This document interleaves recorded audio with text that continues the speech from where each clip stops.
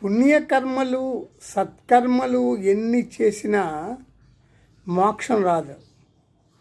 శుభ అశుభ కర్మలు రెండూ బంధాలే. జ్ఞానంతో చేసే కర్మ మాత్రమే మనల్ని భావసాగరం దాటిస్తుంది. కర్మకాండల్లోనే మునిగి మోక్షానికి దూరం అవుతారు చాలామంది. దైవశాసనమును అనుసరించి కర్మఫలం లభిస్తుంది. కర్మ దైవమా అంటే కాదు, కర్మ జడము. కర్మఫలం అనిత్యమై తిరిగి కర్మ సముద్రమునందు పడుటకు కారణమవుచున్నది. అందుచేత పరమగతిని అది నిరోధించుచున్నది. ఈశ్వరార్పణం బుద్ధితోని ఆచరించిన నిష్కామ్య కర్మలు మనస్సును శుద్ధి చేసి ముక్తికి సాధకమవుతాయి. ఈ విషయాన్ని యుద్ధభూమిలో అర్జునుడికి శ్రీకృష్ణుడు కూడా చెప్పిన విషయం ఏంటంటే, dedicate your karmas to me.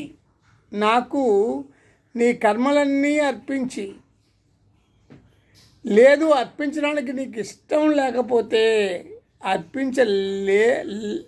అర్పించలేని పరిస్థితిలో నీవు ఉంటే కర్మ ఫలితాన్ని రెనౌన్స్ చేయి, అంటే త్యజించు. కర్మ ఫలితాన్ని త్యజించి నాకు కర్మలను డెడికేట్ అయినా చెయ్యు, లేకపోతే రెనౌన్స్ అయినా చెయ్యు. అంటే కర్మ ఫలితాన్ని త్యజించు, లేదా కర్మలైనా నాకు సమర్పించుకో. నువ్వు ఏదో ఒకటి చేస్తేనే నువ్వు శాంతిని పొందుతావు. నీవు ఆ కర్మ బంధము నుంచి విముక్తుడవుతావు అని శ్రీకృష్ణుడు అర్జునుడికి యుద్ధభూమిలో చెప్పాడు.